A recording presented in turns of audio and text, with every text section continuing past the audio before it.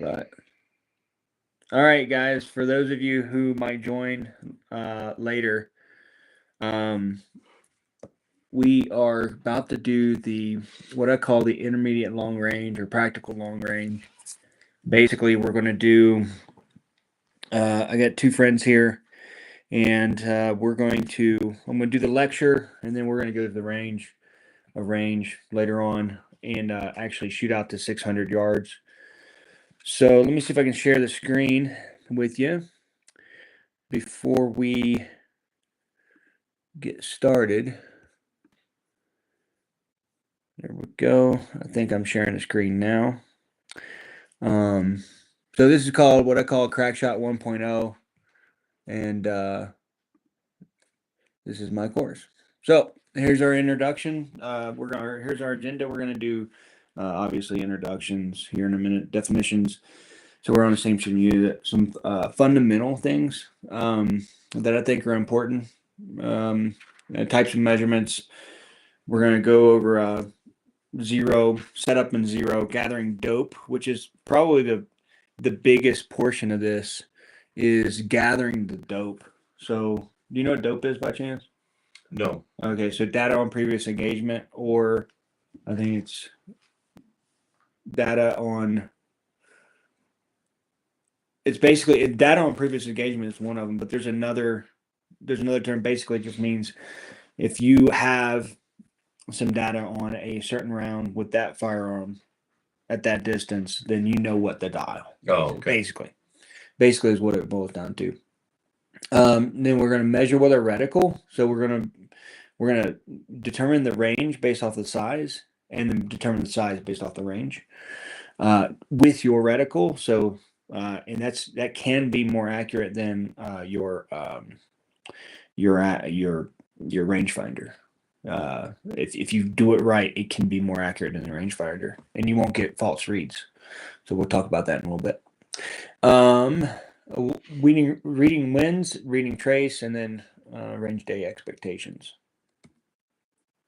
Okay, so I'm retired after 24 years, weapons sergeant, special forces. This is what I like to do. So, what firearm are you using by chance? I've got a 270 that I use. Okay, good. And then do you know what scope? Browning, the same one that Vortex, Diamondback Tactical, FFP 6 by 24 by 50. Yeah. First focal plane, huh? Yeah. Okay, good. What was the size on it? 6 by 24. 6 to 24. 6 to 24 by 50. Yeah. Okay. And it's MRAD. Okay. Oh, it's both of them are MRADs. Perfect. MRAD. Yeah. All right. Cool. So MRAD, milliradian. It's just a unit of measurement. 3.6 inches at 100 yards, right? So that means 36 inches at 1,000 yards. And we'll get into why I like MRADs better than MOA, but so I can think in centimeters. Every click at 100 yards is 1 centimeter. Yeah. Well, or 10 centimeters. Well, MRAD. Well, you mean it's 1 centimeter at 100 meters? Well, that's true. Yeah, but it's pretty close. Because the conversion is it's kind of weird because we're saying 3.6 inches at 100 yards, but MRAD is a metric. Yeah. Metric. We're going metric standard. We're kind of mixing them here, but I like MRAD better than MOA. Well, I was artillery for 20 years, so there you go. I can think in metric. I can think in MRADs. Yeah, yeah. So if you're just joining us, this is for long distance or practical long distance when it comes to hunting, anyway. All right, so then we have MOA or minute of angle. We understand what minute of angle is, right? It's roughly an inch at 100 yards, but it's actually 1.047 inches. So if you want to be tack accurate, that's what it is. Hold. So hold is basically if we're on the range and let's say, hey, I want you to hold left. You're not going to dial in anything. You're just going to look at your reticle and you're going to hold left or right, and that'll come more apparent later on. Dial is the opposite. We're not holding, we're actually dialing into our reticle. If you have time, dialing is going to be better, maybe for your first shot, and then maybe the second shot, if you have to take a second shot. For example, if you have a spotter and the spotter says, okay, from that shot, I want you to hold X amount left or right, right? Hold left edge. Yeah. The half value and full value, we're talking about wins here. So we'll get into a little bit more, but half value is, let's say if the wind is moving 10 miles an hour, half value is 5, right? So that's what we're talking about. Full value be obviously the full value of the wind. Trace is the vapor trail that you can see with a spot and scope or some kind of optic. You can see the bullet go through the air because it's moving at such a high rate of speed.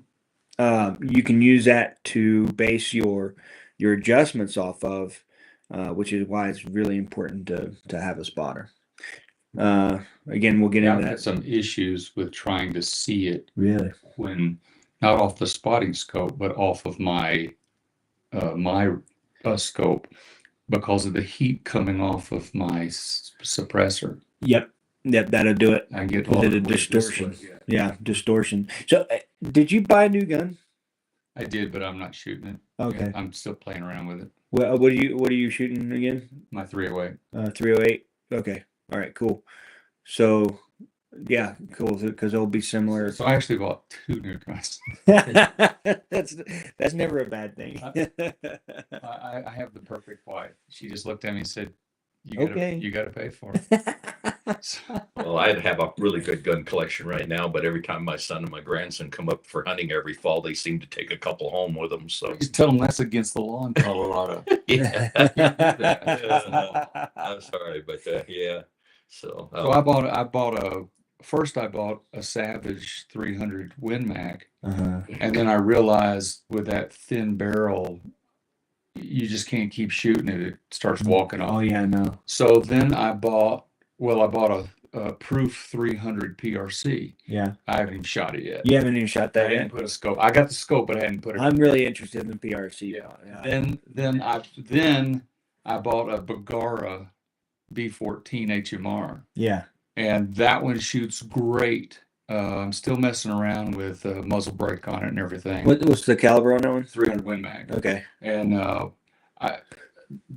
the ammo selection is the biggest reason I went back to 300 Win Mag. Yeah. But I mean, the 300 PRC is probably going to be more of a hunting rifle for me. Gotcha. But Yeah. the 300 Win Mag, I went out to MDT. I'm trying to get I'd like to put a MDT stock on it. Yeah. But I shoot lefty. Yeah. So I'm very limited on what I can do. Gotcha. And I can easily put an MDT stock on my 308. Yeah. Short action. But they have not invested in making the Long action. the long action. Really? Huh. So, and of course, a Bergara is a Remington 700 clone, so you can drop it right into any stock, but you've got to have the right length of action. Yeah. Yeah, for sure. Interesting. So I've been shooting it, and it's really accurate, Yeah. but I'm just not ready to. I'm still playing around Still with playing with that. Yeah, I get it. it.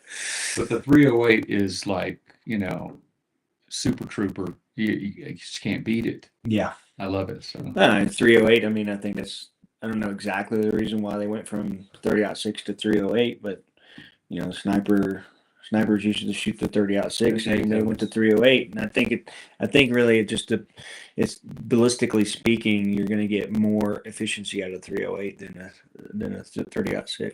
well, we could have this religious discussion. for a while. Yeah. Oh yeah. Oh yeah. Oh yeah. Either way, they're still both good rounds. So. Well, so I've got this. I bought this Browning, and so I was using a Weatherby 270 and running 150 grain nozzler partition stuff through it. Okay. Federal, but it was no problem, dead on. But with this Browning, I just couldn't get that thing dialed in. Really? It just didn't like that 150 grain stuff. So I shifted to another off the shelf stuff, Federal 145 grain. Yeah. That stuff that you recommended there, Steve. That's a What's the twist rate on your 270? I don't know off the top of my head. Okay. Yeah. So depending on the twist rate, Yeah, I can find that yeah, out. yeah. I mean, it could be, it might need lighter pills, or heavier pills, depending on the twist rate. Typically speaking, the higher the twist rate, the heavier the pills you can go.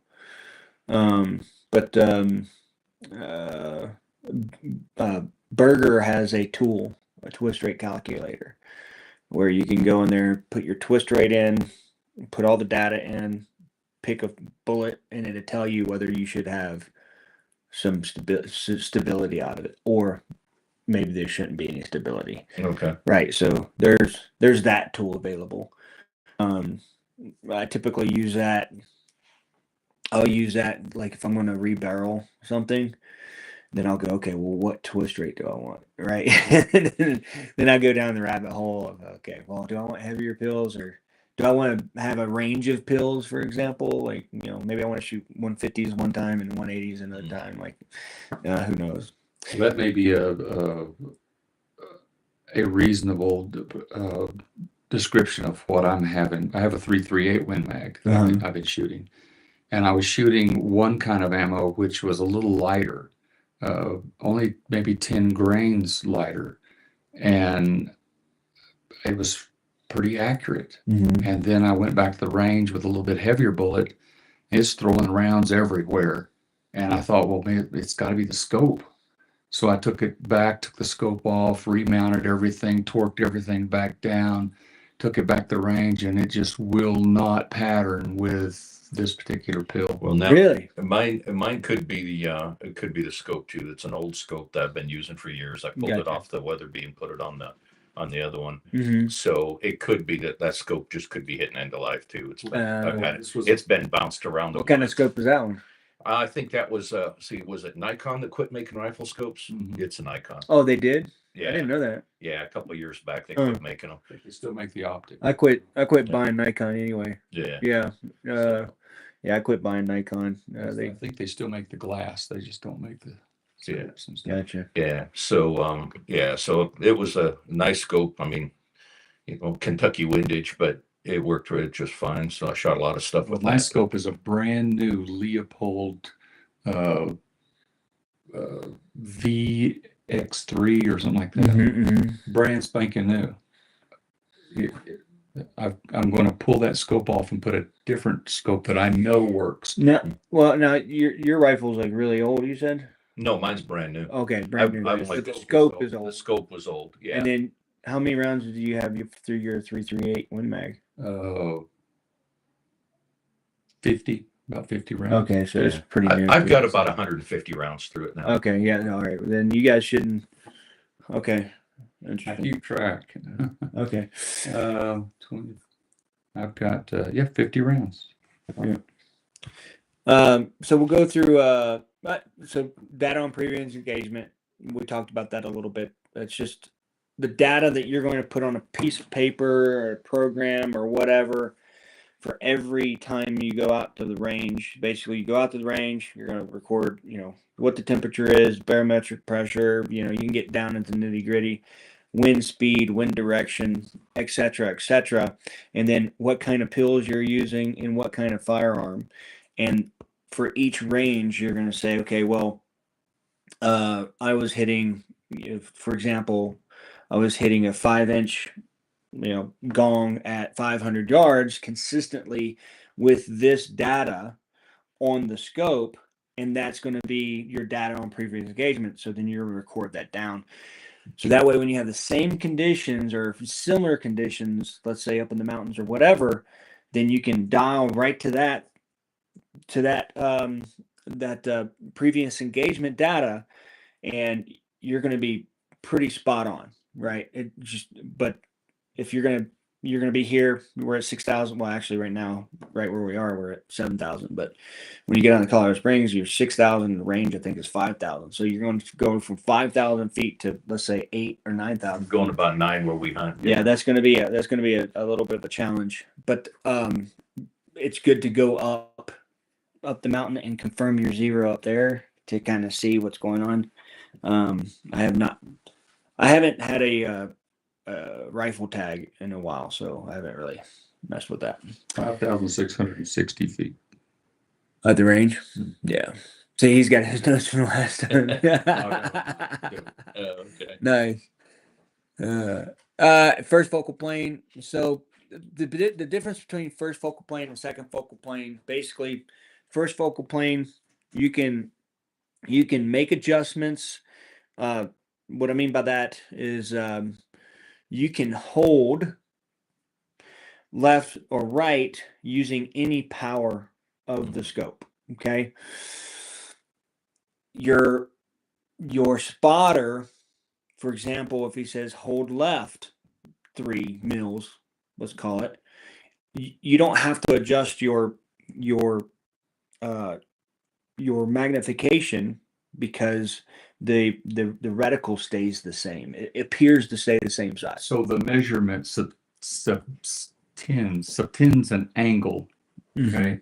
And that angle is the same whether you're at low magnification or high magnification. Yeah. I'm familiar with that. Yeah, and then the second focal plane, you have to be at full power, or you have to do the calculations depending on what power you're at, right? So you might have to double the, yeah. All right. The cone of fire, okay, is basically from the tip of the barrel, the crown, out to a certain distance. You can expect your rifle to shoot a certain accuracy, so minute of angle or something of that nature. Thanks, babe.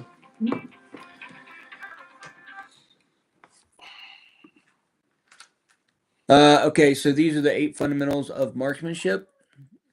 Depending on what you're doing, like for example, for pistol, grip and trigger control are the 2 most important. But for what we're doing, it's going to be your position and not necessarily your grip, because really you don't really need a grip. All you need is your trigger finger. So trigger finger, trigger squeeze, and the position that you're in, right? If you're not in a comfortable position or a steady position, then you're likely going to pull the shot, if that makes sense, right? So you want to be as comfortable and as steady as possible. This one right here, never hold your breath. So when we're talking about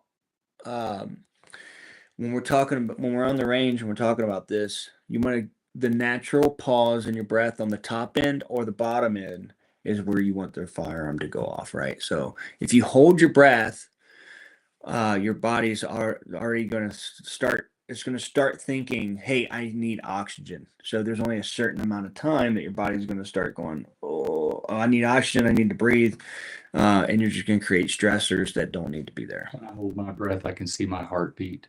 Yeah. Oh, yeah. You can see it in the scope. Yep. You'll see a little tick, tick, tick, tick. It's pretty crazy. What I've always done is usually before I pull the trigger, I take a breath, let it slowly out. Around halfway, the gun goes off. Gotcha. The technique too. Yep. Yeah. I mean, what do you at 200 yards? What's your shot group? At 200 yards, normally is probably 4 inches, 3 inches right in there. So it's a little right. So 2 MOA. We're gonna tighten that down. Okay. We're gonna tighten that down. My goal is to get you shooting a minute and a half, regardless of whatever range we are. So we want to shoot a 9-inch gong at 600 yards. If I can get you to a minute or close to a minute, that'd be really good. Okay. So the sight shadow is the biggest problem for me. It's just like the parallax. No, the shadow around. Yeah. So that's part. That's part. The closer, the higher you are, the harder it is. You come back down, you can see perfectly clear. Period. And I notice I have to back up my cheek weld a little bit as I go to the highest power. Now, do you have a parallax adjustment on the left? Yes. Okay. Have you been working both of those, the focus and the parallax? Okay, good. Still frustrates me. Yeah, it can be frustrating for sure. Okay, so back to the MRAD MOA. basically, it doesn't matter which one you're using, as long as you understand your scope. So typically speaking, MRADs are in tenths adjustment on the top. So for example, my scope on the dial itself, every click is a tenth of a MOA. Inside the scope, however, the little tick marks, they are 2/10. So every tick mark is 2/10, right? So just understanding your scope is very important. All right, these are types of measurements. So if you look over here on this side, we have MRAD. These are Vortex scopes. I believe I grabbed them from a Vortex site. I can't remember. Anyway, doesn't matter. So as you can see right here from the middle, you got 1, 2, 3, 4, and then the fifth one is one hole. So this is 0.2, 0.4, 0.6, 0.8, and then one hole, and then 1.2, et cetera, et cetera. And you can see this one right here is a 0.5. So you can kind of gauge from that, from understanding that. Here's a 0.5, one hole, and then I like these kinds of reticles because it's easier to hold left, right, up and down, elevation and windage, because you don't have, it takes kind of takes the guesswork out of it. So if you think of this as the X and Y axis, right, and you had a grid square in here, right, then you can get fairly accurate in your holds. So if you're like, hold left 1 and hold up 1.5, for example, you could put an imaginary grid square on there in your head and go, okay, I think this is 1 and this is 1.5, and then that's where you're going to hold, and we'll get in there. This one I don't particularly like for holds because there's a lot more guesswork.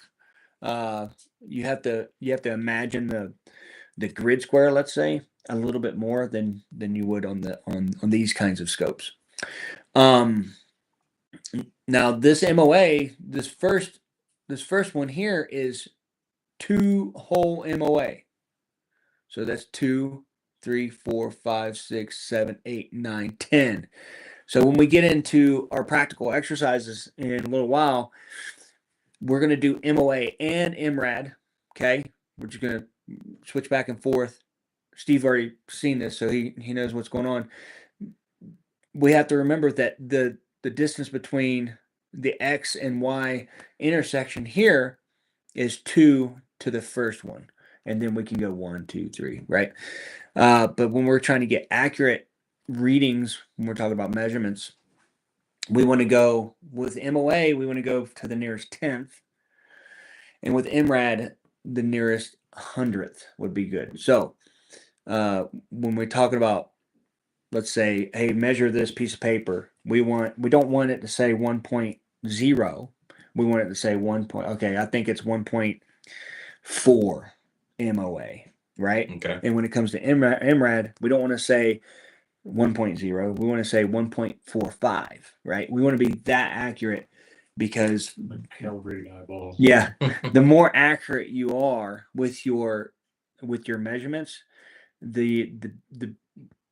your range estimation or size estimation, depending on which one you're doing, is going to be way better, right? If you're off by any little bit, you could be off by 50 hundreds of meters, right? When you're range estimating. So, all right. So rifle setup. This isn't all inclusive, right? But this is some things to think about. You want a free floating barrel. So if you take a piece of paper, put it underneath the barrel of a gun, and then just run it along that. It should go all the way to the barrel nut without touching the fore-end. Okay, nothing should be touching it. Stable bipods and tripods and bags. Shooting bags for the front and the rear. If you're not using a tripod or bipod, for example, you should have some kind of a shooting platform on the front.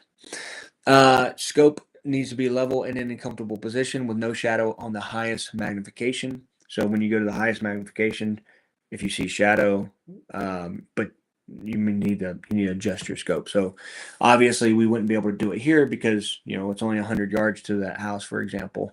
We would have to go somewhere where there's a long distance, right? So you can crank up that magnification. Now on the range, will we have tools to do that if we needed to? Or Yeah, I'm going to bring tools. Okay. I'm going to bring tools. Because I don't have like out of my house and stuff. I got the same problem here. I only got about 100 yards that I can play with, so I'm not too sure until I get out on the range. Yeah, so I'll have tools out there. We should be able to do it. No big deal. All right, you guys already have an infrared scope, so we're not going to talk about choosing one.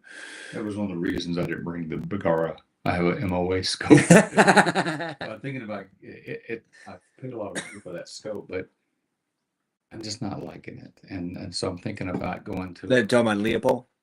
No, I'm talking about it's a Vortex Viper PS Gen 2 something, and I'm just not loving it. And I'm thinking about getting an Arkin EP5. Okay, cool. Yeah, right on. Yeah.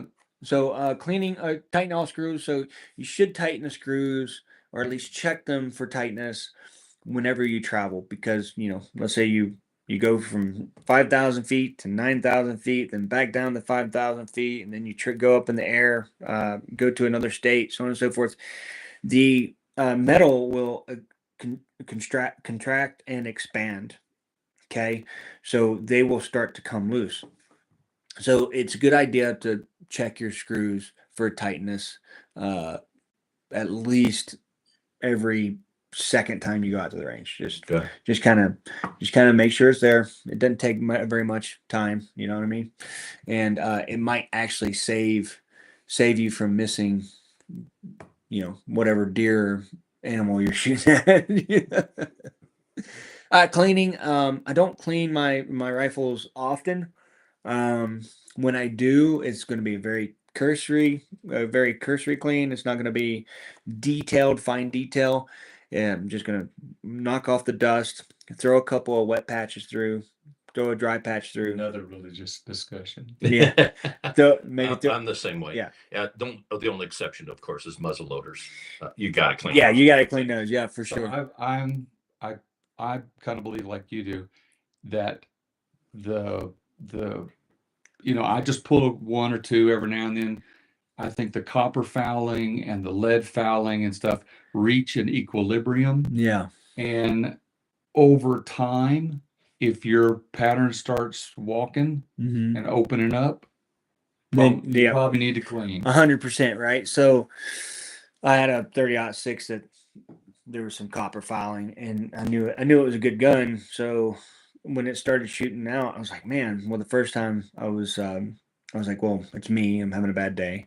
Second time I was like, yeah, what's going on here? And I called a buddy of mine, and he told me, like, you need to clean out the copper. So we got copper solvent, cleaned it all out. By the way, if you ever use copper solvent, make sure you clean it all the way out, or it'll eat the barrel pretty good. But cleaning, and then there's now some of the best shooters, they clean religiously. Like they clean it, they actually use copper solvent every time from the range. They have stainless steel barrels. That could be it too, but I can't remember his name. But I mean, he says he cleans it every single time down to the Cortina, something like that. But yeah, he cleans it every single time, and he's a world champion shooter. So there's something to be said about that too. Yeah, he scrubs it. But I don't know. I mean, I don't know many people that are going to have that kind of dedication to do that. So I just don't. I don't clean it all that often. All right, and then ammunition. So this is important. You need whatever ammunition you're using on the range. That needs to be the ammunition that you're going to be shooting for whatever you're doing, right? If it's hunting, if it's PRS, that needs to be ammunition that you're using. If you're reloading, then make sure you have all your reloading specifications down so you can recreate that round consistently. And then it's always a good idea to have a backup source of ammunition. For example, as we saw during COVID, there was an ammunition shortage. There were primer shortages. There were powder shortages. There's all kinds of stuff. So another thing with ammunition, when you're out of the range, when we're out of the range, you should keep it covered in the shadow because you're likely not going to have your ammunition out in the sun while you're hunting. It's going to be in the shadow, right?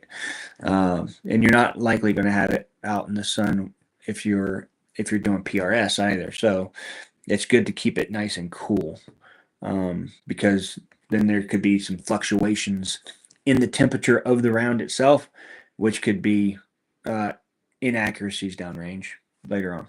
Also, if you're shooting long range, like competition or something, don't put the new round in your hot barrel and let it sit there and let it bake. Leave your bolt open till you're ready to shoot it, and then load the next round and fire it. That's a good point.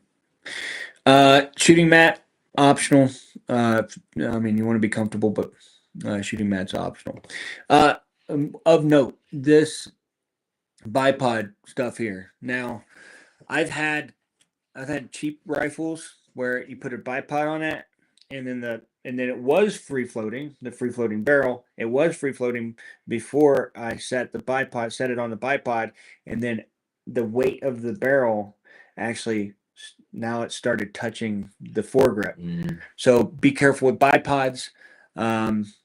If it is touching, what I had to do is I had to move from using a bipod because that's like one touch point of the foregrip where I used a bag, which dissipates the weight of the gun. So but don't let the barrel rest on the bag. No, I've seen people on the range doing that. Like they'll have a nice bench rest kind of in the front, and you look over there and they've got their with their barrel sitting on it. They're messing with those harmonics. Yeah, that's a good point. Okay, so 100 yard zero, your projectile will have significant drop at 400 yards. So you're gonna have to dial or hold significantly. Most rifles today, 200 yards is probably going to be good. Now there is an optimal zero. That optimal zero for a lot of firearms is going to be anywhere from, let's say, 250 to 275 yards. For example, if you're shooting 2.5 inches at 250 yards and that is your zero, then you can push out a little bit further without making huge corrections.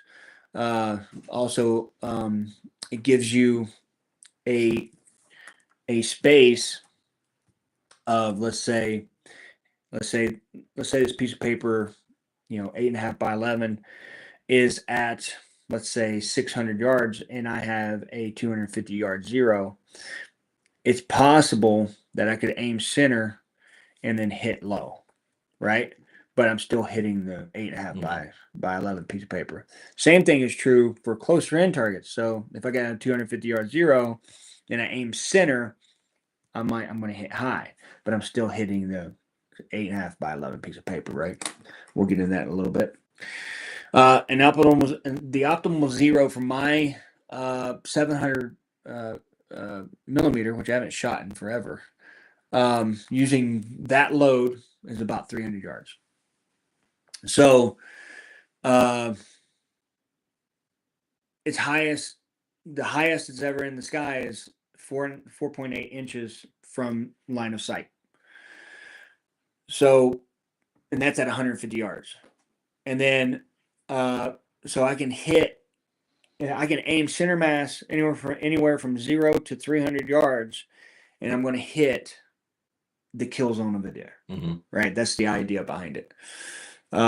Without doing any adjustments at all, and let's say I just completely bolo it, I can hit the kill zone of the deer with my optimal zero. The optimal zero is going to be different depending on what the caliber is, the rifle, and all those little factors, right? It's just going to be, and your intended target, right? Its kill zone for elk is about 18 inches.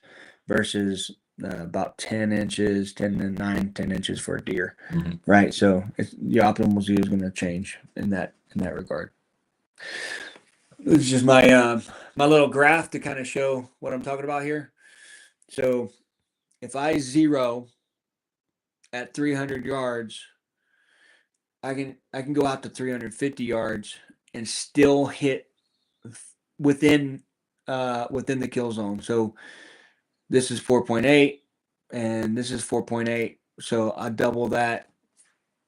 You know, we're looking at what 8, 9. We're looking at about 10 inches, almost 10 inches of play there. So I could take this. I can shoot this piece of paper anywhere from 0 to 350 yards just by aiming center mass without doing any calculations at all.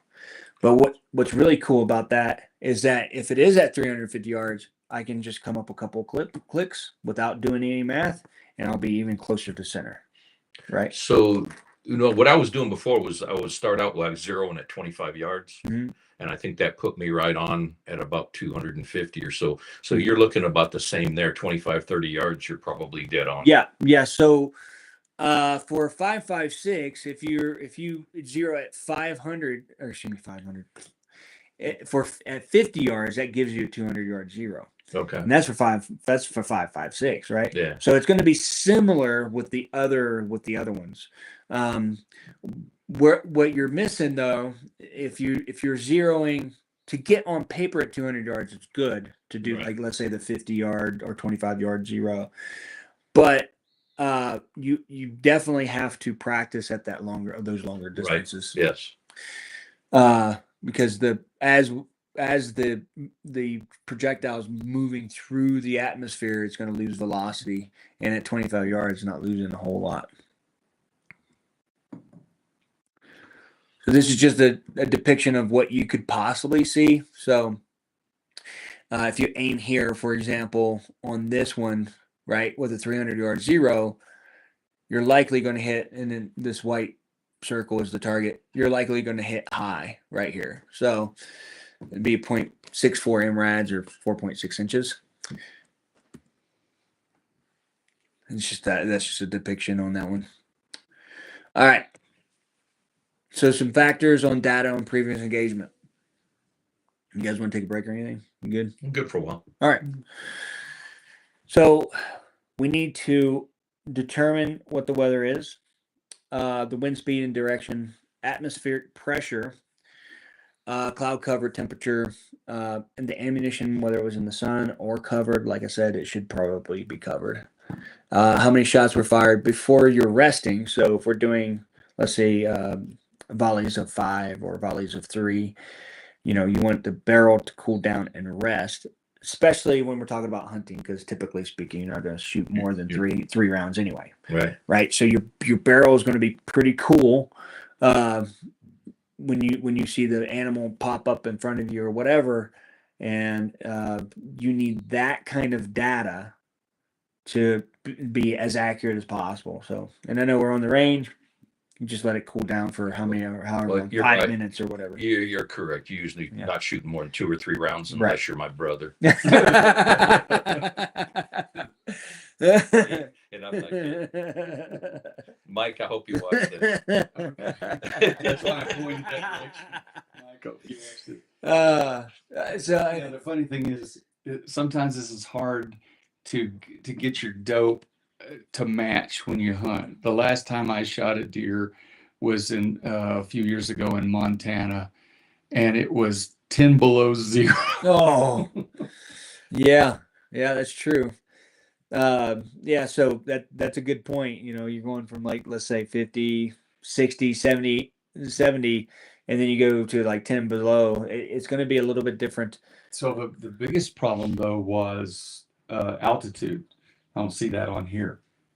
Atmospheric pressure maybe, but altitude. I went from here, I had zeroed here at close to 6,500 feet. Yeah. And I went into where I was in Montana was 2,000. It was just a little less than 4,000. Oh, was it? And I missed a really good buck. And I'm like, how did I do that? and it was about a 300-yard shot. But I'm like, how did I miss completely? And so he said, well, did you zero when you got here? And I went, no, my rifle's dead on. And he goes, elevation. yeah. And so we took it to the range, and I'm shooting at 100 yards. I'm shooting 3 inches low. So I just, at 300 yards, I was 9 inches. Now, was that higher elevation or lower elevation? It was lower elevation. Yeah. Okay. And so it was slowing it down, and it was dropping the bullet. Yeah. So yeah, elevation is not on here because typically speaking, your barometric pressure, everything is accounted for, right? Elevation is in that that calculation. If elevation is the only thing you have to go off of, then that's the only thing you have to go off of. But the pressure, the barometric pressure, is actually going to affect that round more, and that your pressure is going to go obviously higher and lower when you go higher and lower in elevation. So, but that's a valid point. I missed a pretty good. But the temperature also made the air thicker too. Yes, and that caused it to drop as well. So I had a number of variables that was causing me to miss. Yeah. And so after I went back, zeroed again, now it's still cold, and now go out shooting at 200 yards. That deer didn't have a chance. Yeah. You starting to say something, you missed something. Oh yeah, I missed the deer. It's the same thing. Same thing. The zero here, you go up and then boom. How the hell did I miss that thing? Just like you say, and yeah, that's a thing. That's a thing. So yeah, and then so this is as much detail as you want, right? So the more detail you put into your dope card or dope book or whatever you're going to use, the better, right? Because you can always go back and reference and go, well, I was at 5,000 feet, let's say, and I was shooting X, Y, and Z. Now I'm at 2,000 feet. I should probably go ahead and zero, and then at 2,000 feet and understand my difference. So, for example, let's say you're zero for your elevation at 5,000 feet. Well, you might have to come up, let's say 0.5 clicks, and then now that's your zero at 2,000 feet. You see what I'm saying? And then from there, then you can, if you have the chance, you can confirm at 300, 400, 500, so on and so forth. But yeah, you should definitely zero whenever you go elsewhere to confirm that zero, and then maybe confirm the other things as well. And then changes made to your firearms. So if you take your scope off for whatever reason, if you change your barrel, if you change your stock, change your ammo, if you change your ammo, if you change anything, you should definitely record that down. Because let's say you change something, whatever it is, and you go to the range, and you're like, wait a minute, I know this gun's a tack driver. Now it's not. What happened? You can go back through and go, well, I changed my scope, and when I changed this and whatever, and maybe that's the problem. Then you can start to figure out what the issue was, or if it's just maybe you were just having a bad day. Well, I didn't really believe all this. I never had the luxury of being able to change different kinds of ammo manufacturers and stuff before. And I was watching, there's a couple of different YouTube guys where they go out and they compare different manufacturers. They try to get about the same weight of bullet, but some of them actually vary the weight of the bullet. And it's amazing. Same rifle. Difference, yeah. And you can see that the pattern's really changing. They really do, right? From one manufacturer to another. Well, they're not only that, but also one lot number to another, right? So the projectile in one lot number could be like 0.1 grain different, and from this lot number to that lot number, and that's going to make a big difference down range, right? Especially if you're shooting really long, like 1,000. Well, and if you're getting as a kid, my dad bought whatever was sitting on the shelf. So I don't even know if he paid attention to the bullet grain, tell you the truth. Probably not. We shot a lot of deer, but choice growing. yeah. But the thing of it is that each manufacturer, depending on the rounds they make, even bullets in that same lot can be off a grain or two on powder. Yeah, I mean the four components, the primer, the in the primer, the case, the powder, and the actual projectile, if there's varying differences between lot number to lot number for all 4 of those components, then now you have a big difference. Well, I've been watching a lot of YouTube videos about reloading. But I haven't done it yet, but I want to with you. Yeah. But some guys actually, they'll take a box of bullets and they'll dump them out and they'll Measure weigh each one. every single one of them and start putting them in, like, Yeah, a lot of them do slightly that. off. Yeah, a lot of them do that. But that's a lot of work. That is a lot of work. Well, but they're competitors. Yeah. And so with competitors, they're going to, and some of them even file their bullets. Like, okay, this one's 0.1 heavier, so I'll file a little bit. And but see, that'll mess the way it flies through the air. Well, it could, but if you file off the butt, then maybe less. I don't know. Yeah, but I don't know, where we hunt up there, all the deer I've killed up there, since we started going up there, I think I've killed 7 or 8. They're the normal ranges are about 200 yards. I think the most I killed one that was 375, and I think down to 100 yards was the closest one. Yeah. Without any dope. Yeah. Without any reticle. Yeah. He just went. Yeah. There you go. Been shooting Kentucky windage since I was 10. So I shot my first deer when I was 10 years old with a 7mm Magnum. So. Who was it? I can't remember who said this, but it said, anything you practice, you'll get good at. So, even Kentucky windage. Oh yeah. So dope is kind of like Kentucky windage, but it's a little more scientific. It's data that has been gathered over time to understand one's rifle, ammunition, how the factors affect the trajectory, accuracy, and consistency of the rifle and ammunition through detailed documentation of any change to any factor to include uncontrollable and controllable factors. I made that definition up. You're welcome. That's a good one. Yeah. So, the uncontrollable factors, you were talking about, weather, wind, like you can't control those things. And then controlled factors like changing your scope or your barrel or using whatever ammunition. Those are the controllable factors. Sorting your projectiles out, right? Those are controllable factors. It just depends on how detailed you want to get into it. I have a question about dope. Yeah. So let's say you're going in and you're early in the morning. Yeah. And you've zeroed your rifle and you've gone ahead and confirmed. Maybe within an hour or 2, you've confirmed some other ranges, but you sit there shooting all day long, and your barrel's hot. You're sitting in the hot sunshine. It's got hotter in the afternoon. Wind's a different issue, but I think I've been guilty of fudging my dope a little bit, but this is just changing through the day. Yeah. Should I stick with the first dope and leave it alone and just make little corrections? Okay, hold on. Let me just make sure I understand the question. So you're at the range, and you start shooting in the morning. Mm-hmm. The question, I believe, is should I adjust my dope depending on the atmosphere later on? Yeah.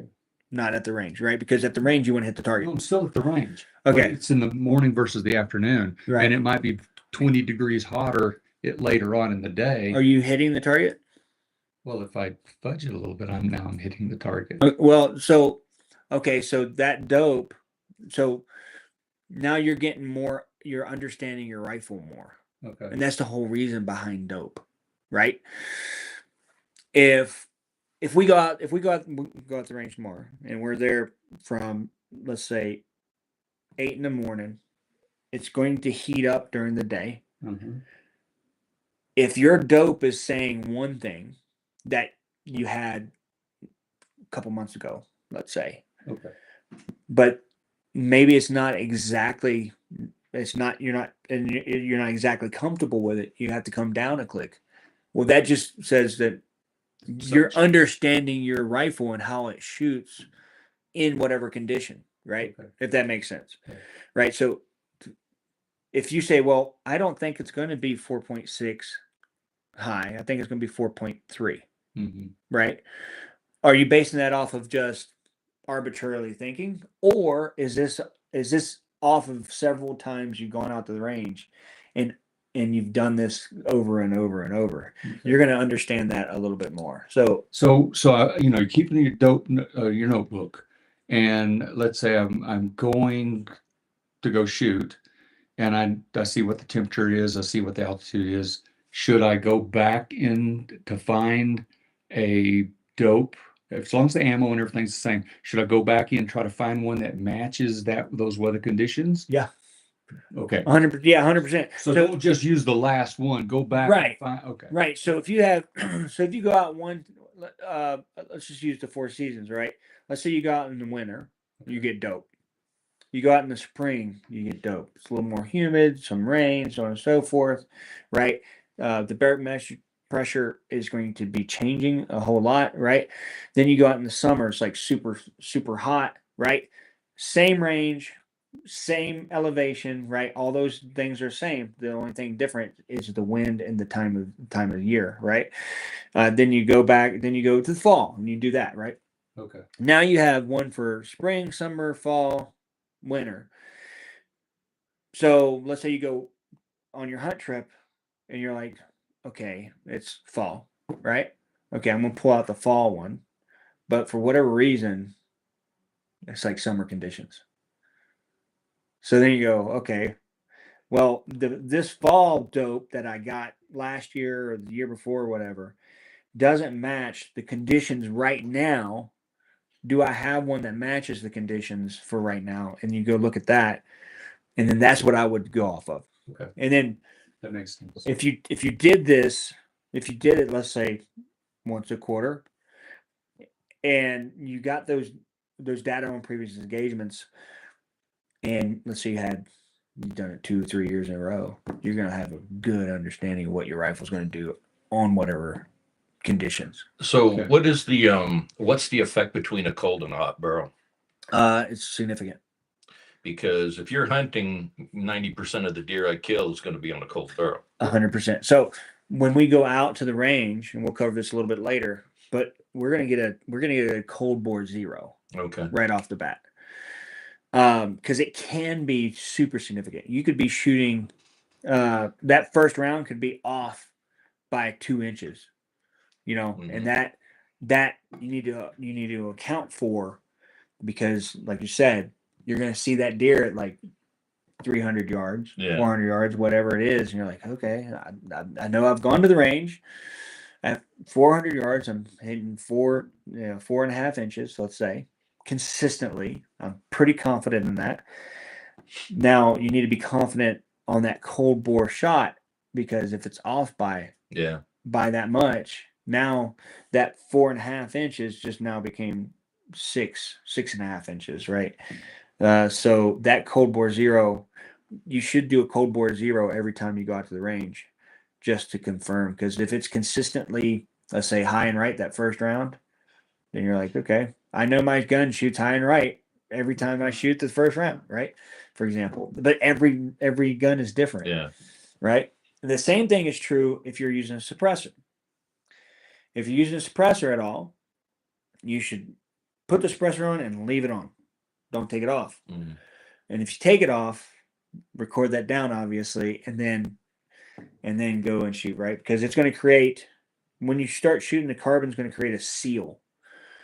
And before that seal is established, there's going to be some escape of gases, and that's going to cause an effect, right?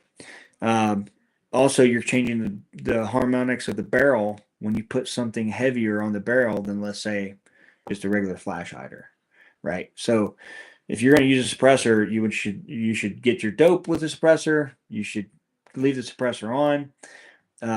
If you're going to take it off, you need to obviously record that down.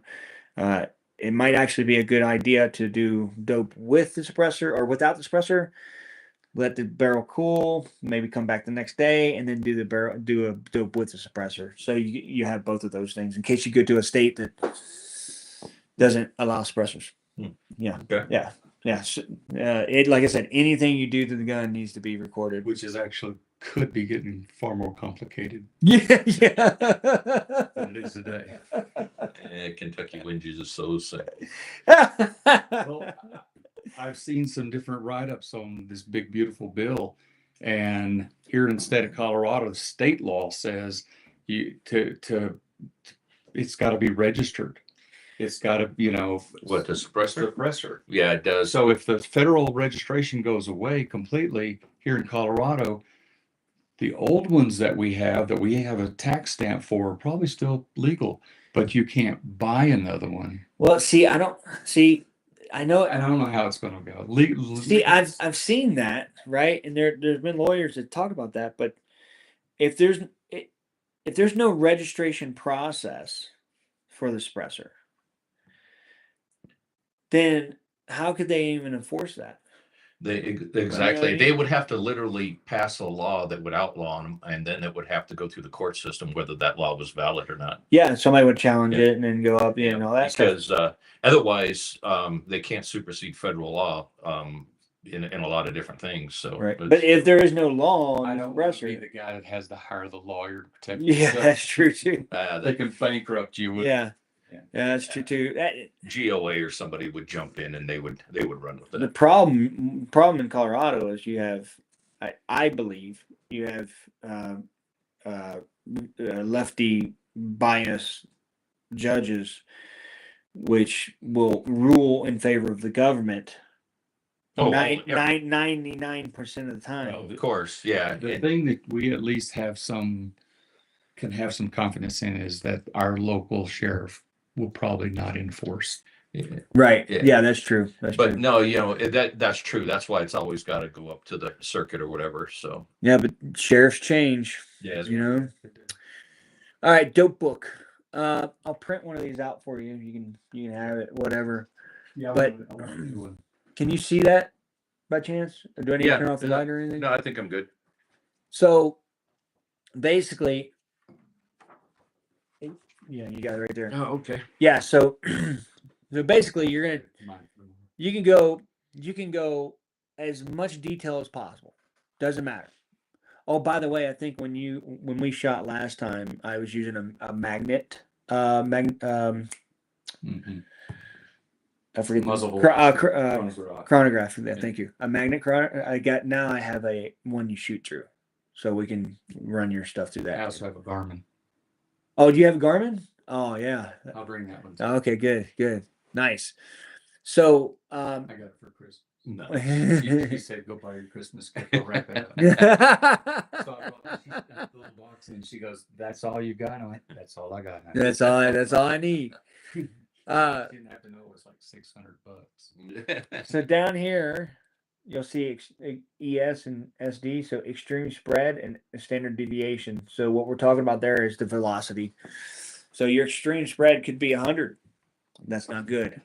You're good. Yeah, you're good. So what? I have questions specifically about that. Yeah. So what is good and what is bad? The closer to zero is better. If there's no extreme spread and every round is the same velocity, that'd be awesome. So what we're looking at, extreme spread anywhere probably like under 50. I mean, if it's under 20, even better. Like the extreme spread. Mm-hmm. Now, mind you, this is very introductory kind of stuff. There's going to be people that are smarter than I am about this extreme spread and standard deviation stuff. But if you have an extreme spread of 100, that's not good, because 100 feet per second lower than, let's say, your baseline, or higher than your baseline out at range, is going to make you shoot lower or higher. Right? Because they're going to be going faster or slower, right? What I think is more important, okay, is your standard deviation. Your standard deviation should be in the single digits. So we're looking at 9 and lower would be great for standard deviation. Okay. And because if you have, I've had some ESs that are like 75, and the standard deviation's probably around 15, but I'm putting it all inside of MOA. Right. At what range? At 100 yards. Yeah. So we're looking at 100 yards. It doesn't have to go very far. Now, if you're going at 600 yards, Yeah. it's going to affect where it's going to impact greater Mhm. than 100 yards. And the further you go out, the more those things become more important. So this is the last time I measured it with you on the range, and I had a SES of 35 and an SD of 13.9. Yeah, and that was with factory ammunition. That's factory ammunition. I'm still shooting factory Yeah, ammunition. that's still good. I mean, for factory ammunition, it's good. But if you can get those lower by reloading, you're gonna. So is that the only way I can get it lower? Is reloading it? I think so. Okay. Or changing the ammo. Probably because factory ammo, you got no control. Unless you over get whatever they do. higher quality ammo. Yeah, well, that was match grade ammo. Yeah, and then again, you're gonna have some variances because now you could get some other ammo that's match grade that is reloaded by hand. A lot of the even the match grade stuff is reloaded by machines. Mhm. So, but you're gonna pay the price for it, Okay. right? So, and then here you'll see all the ranges, right, out to 600 yards. And what we want to do is we want to find our zero.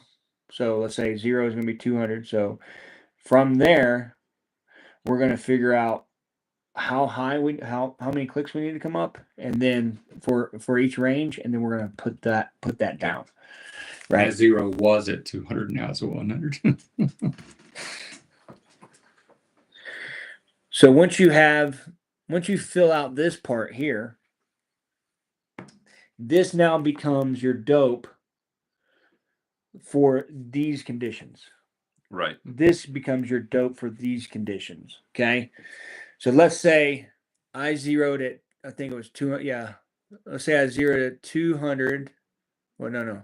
I got a zero at 300. See how this works here? Mhm. Here's 0, 0, 0, 0. Zeros across the board because I zeroed at 300. Hit consistently. But I have a 275 yard target. My next dope entry lower is 250, right? Which for MRAD would be 0.34. But it's not going to be 0.34. I have to 275. Yeah, I'll have to go in between 250 and 300. So then it's going to be something a little less than that. Maybe a 0.2, right? There's not much wiggle room there, obviously. It's only 50 yards.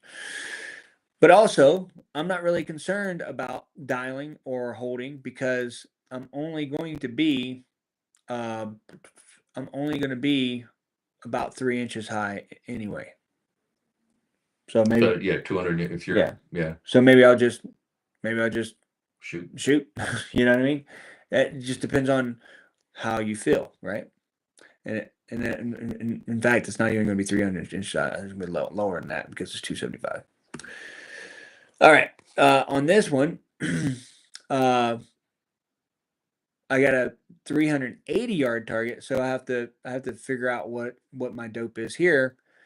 And since I don't have dope for 380, I have to use what's in between 350 and 400, which is going to be in between 0.38 and 0.79, right? So basically 0.4 and 0.8. I would probably go to 0.6 and send it.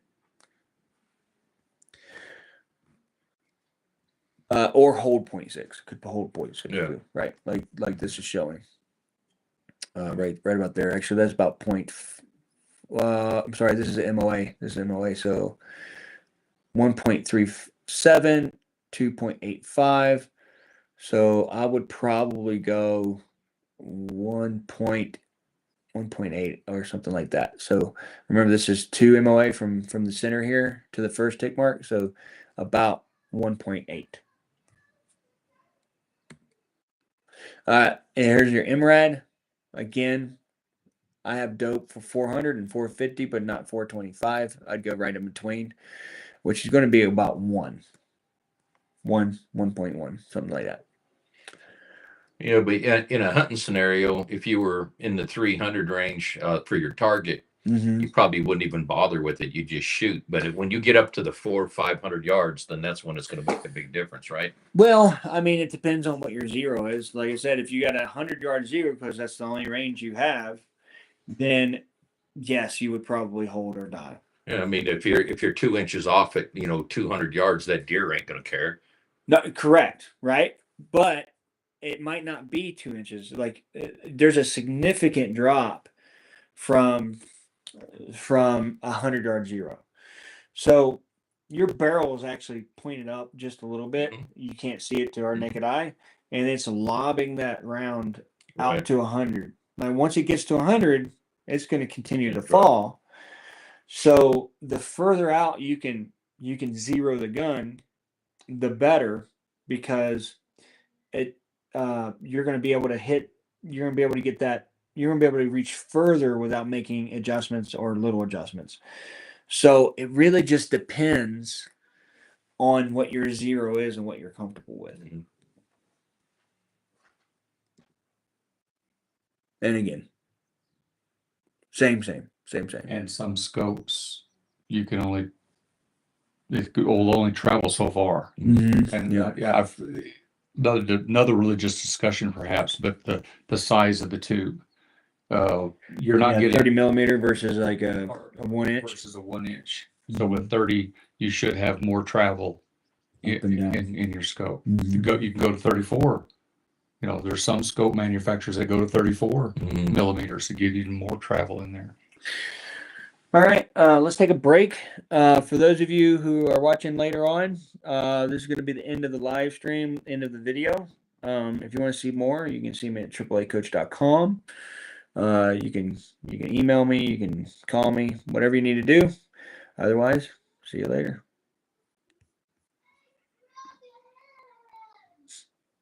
My son. End stream. There we go.